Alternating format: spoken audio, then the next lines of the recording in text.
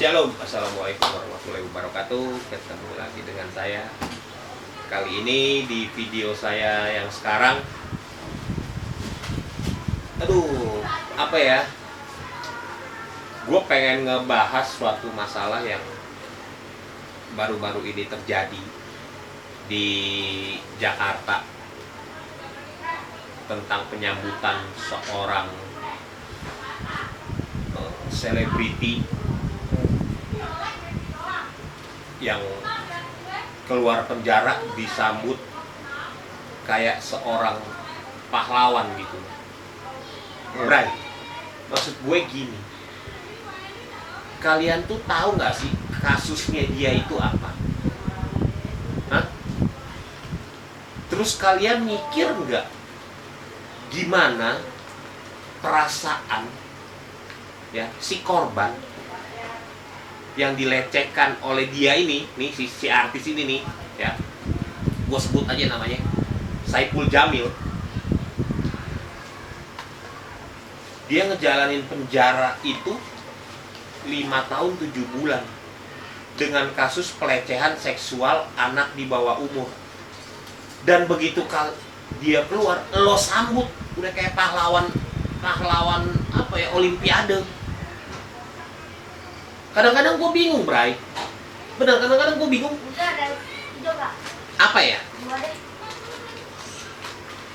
Warga plus 62 ini sebenarnya dibilang bodoh, mereka nggak bodoh. Dibilang pintar, tapi mereka bodoh gitu. Masa narapidana yang keluar dari penjara karena kasus pelecehan lu kan begitu hebohnya gitu. Faedahnya apa? Nggak ada faedahnya, Bray. Gua kasih tahu sama lu, kagak ada faedahnya. Lo mau bikin apa? Sekarang dia udah masuk di beberapa podcast gue lihat. Itu yang bikin podcastnya sadar nggak? Mikir gak? Gitu loh. Seorang homoseksual, ya, seorang orang yang melakukan pelecehan terhadap anak di bawah umur, begitu dia keluar dari tahanan, lokasi ruang, lokasi tempat lagi, kasarnya untuk publikasi gitu. Effortnya apa? Nggak ada. Coba lu bayangin, ya kan?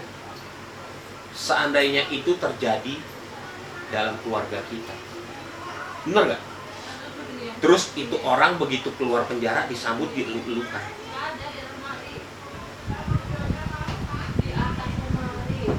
Nggak ada faedahnya. Gue malah pengen gini loh.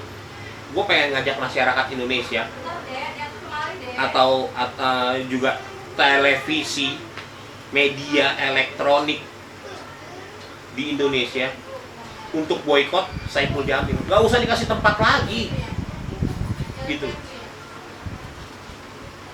Kalau orang bilang, tapi kan kita harus kasih dia kesempatan, dia sudah dihukum, itu beda gitu loh. Masalah kita kasih kesempatan, silahkan dia bersosialisasi dengan masyarakat. Kita tidak, kalau saya pribadi saya tidak keberatan gitu. Tapi kalau dia harus mengisi suatu acara di televisi lagi, terus terang, walaupun gue nggak kenal secara pribadi, tapi gue merasa gue keberatan gitu. Dengan karena udah kejadian kasus yang dia jalanin masa hukumannya itu bukan kasus pencemaran nama baik, bukan kasus penggelapan, bukan kasus apa, tapi pelecehan seksual. Dan korbannya jelas gitu. Dan sudah divonis oleh hakim pun dengan putusan yang cukup berat. Dan sekarang begitu dia keluar, lo terima, lo kan otak lo ada, enggak sebenarnya, Bray, gitu. Jadi apa ya, cobalah kita sebagai masyarakat Indonesia berpikir secara realistis. Giliran orang yang baik, ya, orang yang baik itu nggak dilulukan, malah kalian hujat. Gitu. Orang yang punya prestasi malah kalian hujat.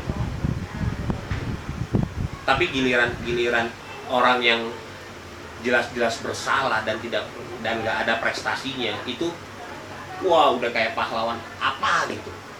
Iya nggak? Lalu sendiri ngeliatnya gimana, Fik? Siapa ini? Ngeliat Saiful Jamil tuh dilulukan begitu keluar dari penjara, lu ngeliatnya gimana?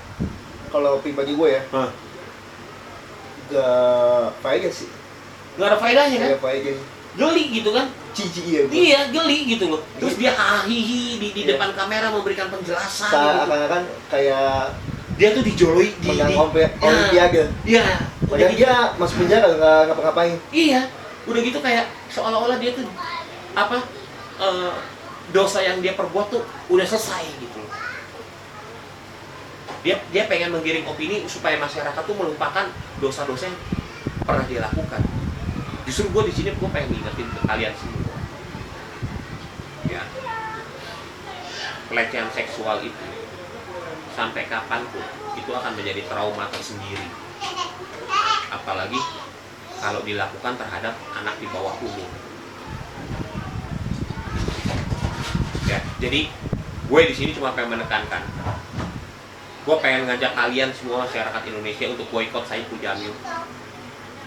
Hashtag boikot Saiful Jamil di acara TV manapun, di podcast. Ya lagi pula ya, kalau untuk soal memaafkan ya, emang kita kalau soal memaafkan, udah memaafkan. Kalau gue pribadi udah maafin. Cuman gini loh. Cuman caranya netizen Indonesia ini kayak orang nggak.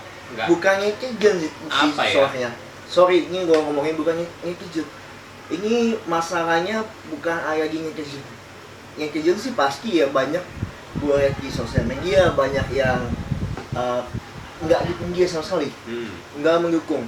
Ini masalahnya ada di televisi Indonesia. Nah, jangan cuma mikirin cuan.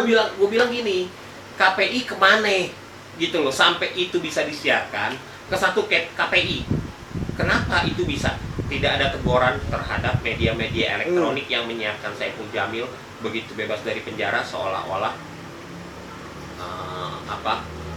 dia itu seorang pahlawan. Yang kedua, Kemenkumham itu kemana? Kenapa gue sebut Kemenkumham? Itu terjadi di depan lapas Cipinang.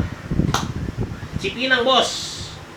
Begitu dia kalau keluar, kita di mall, kita ada di Hollywood. Nah, itu lo begitu lo keluar kaki, ya kan, keluar lapas nih dari Cipinang, itu udah ada mobil Ferrari, ya kan, masih ada anggota lapas Cipinang di sana, masih ada pakai seragam, ya. Terus ada orang itu juga ikut diem gitu lihat, maksudnya apa? Kemenkumham tuh kemana gitu loh? Kalau kita makan mesti deh cepet ya, nggak boleh ya itu kemana ya? Keadilan sosial bagi seluruh rakyat Indonesia kemana? Gitu loh, lebih ke moral. Kalau gue bilang moralnya tuh udah nggak ada gitu. Yes. Moralnya tuh udah benar-benar hancur. Indonesia nih moralnya udah benar-benar hancur. Nah, ketika moral bangsa ingin diperbaiki, terjadi perlawanan yang menurut gue apa ya, nggak sepantasnya gitu. Intinya gini deh, gue nggak mau berbicara lebih jauh ke arah kemana-kemana. Intinya gini, gue ngajak kalian semua untuk boikot Saiful Jamil, hashtag boikot Saiful Jamil. Ya mudah-mudahan boikot di televisi apa di YouTube apa semua acara, semua baik itu di televisi manapun ya. Tapi dia sudah mengaku dan minta maaf loh. Minta maaf itu gampang. Dia di podcast siapa gitu dia ngomong, kalian maunya apa? Gue sudah melakukan hukuman gue. Awal mulanya gue di sini kerjaan gue ya entertain.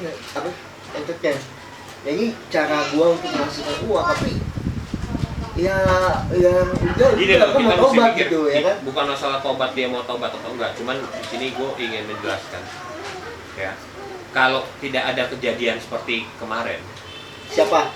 Saiful Saiful Jamil Jamil. dielulukan seperti bak seorang pahlawan, gue mungkin tidak akan Nggak bikin ada. vlog ini dan gue tidak akan berkomentar, Heeh. gitu loh. Karena menurut gue mikir bagaimana dengan korban-korban pelecehan seksual lainnya yang belum terungkap saat ini, gitu. Mereka lihat adegan Saiful Jamil begitu bebas, begitu dieluk-elukan, mereka semakin takut gitu loh untuk lapor.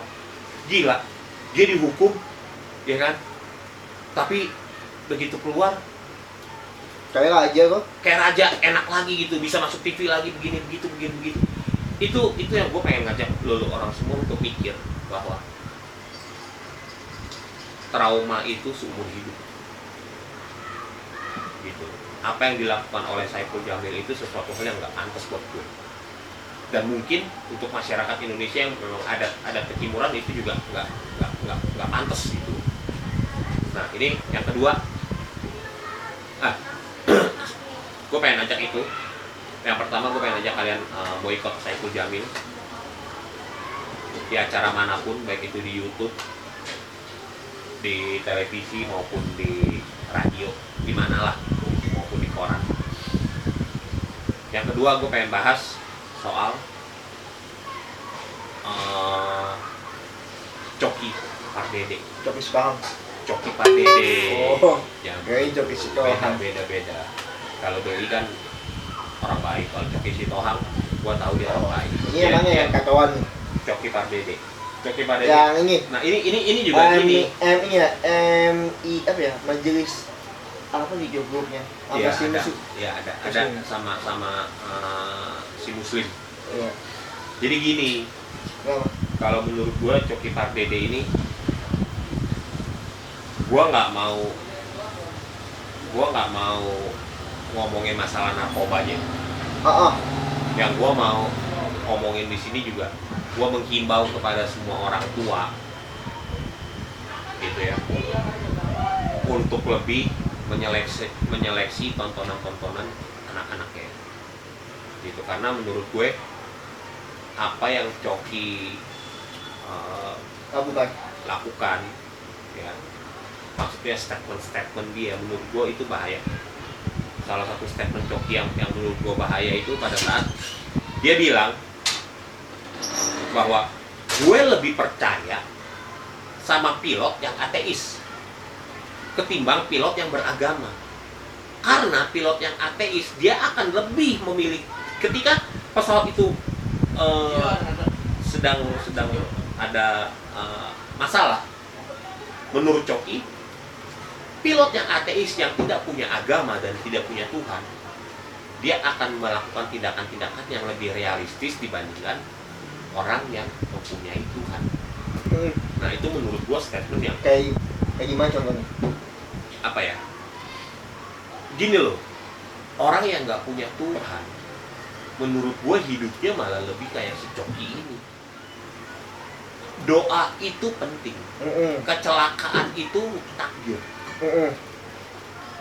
Ingat, nah itu takdir. Jadi doa dengan takdir, ya, itu satu kesatuan. Kita berdoa, tapi kita nggak bisa ngelawan dan merubah takdir. Iya, itu betul. Kita nggak berdoa, ya kan? Gua nggak punya Tuhan.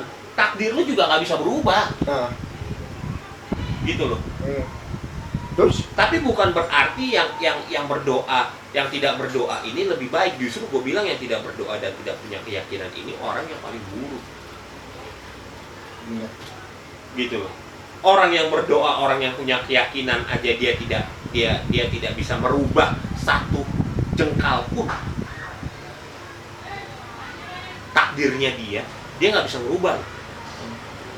Apalagi orang yang tidak percaya Tuhan. Nah, lu diciptain sama siapa, bro?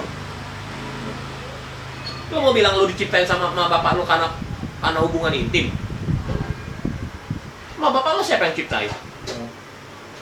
Makanya gue bilang, Gua nggak mau bicara masalah ke ininya sih, ke ke narkobanya, karena buat gua narkoba itu udah masalah umum lah, semua siapapun bisa terjerumus. Cuman gue cuman pengen ngasih tahu ke para orang tua di seluruh Indonesia untuk lebih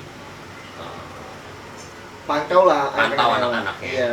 dalam dalam hal tontonan, dalam baik di lingkungan YouTube maupun di mana di iya. lingkungan terutama, karena gue percaya kita ini memasuki akhir-akhir zaman yang memang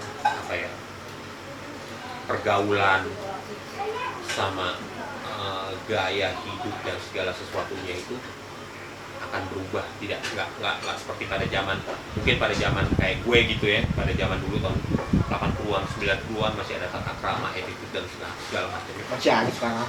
Kalau sekarang kan udah terkikis sama mungkin masih ada, tapi udah sedikit sekali. Masih ada. Ya, itu aja lah inti dari pembicaraan gue dari video gue kali ini. Gue cuma pengen bilang Saipul Jamil itu bukan seorang idola, dia seorang narapidana yang nggak pantas untuk dilulukan. Gue tidak ingin mematikan rezekinya dia, silahkan dia nyari duit dimanapun, tapi gue tidak berkenan, gue pribadi, gue mengajak teman-teman, gue tidak berkenan untuk dia kembali lagi ke entertain, masuk ke dunia televisian dan segala macam, karena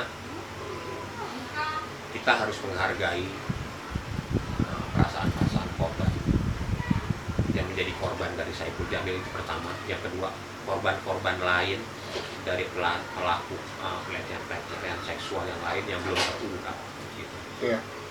Ya. Terus moral bangsa, moral kita ini mesti dijaga.